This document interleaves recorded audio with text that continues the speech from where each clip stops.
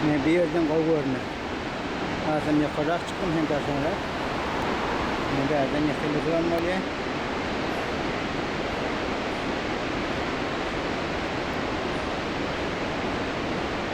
Fıştırı olmalı.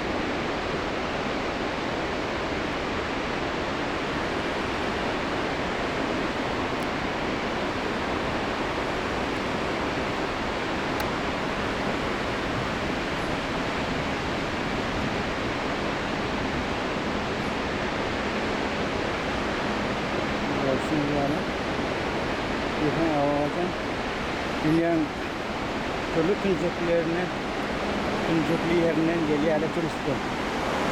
En yerli çok geliyor. Adam 60 yaş, 70 yaş, 70'e de oraya geçsen yaşa geçerler. Yerli ufaklar gelip stadyum cahil dinlerler.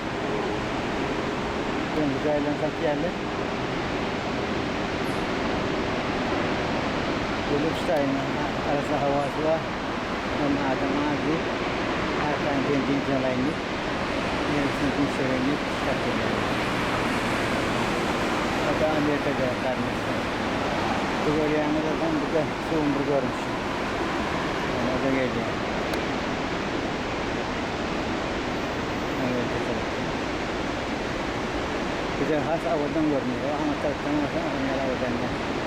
Ne görsün rüyalık adamlardan değil. Böyle mağaralarına Amerika'dan gelen zaman görüntü geldi arkayı.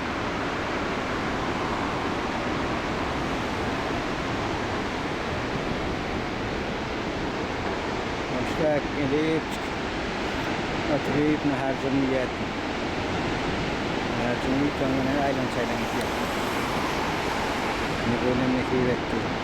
Şimdi 20 yıl 40. yıl.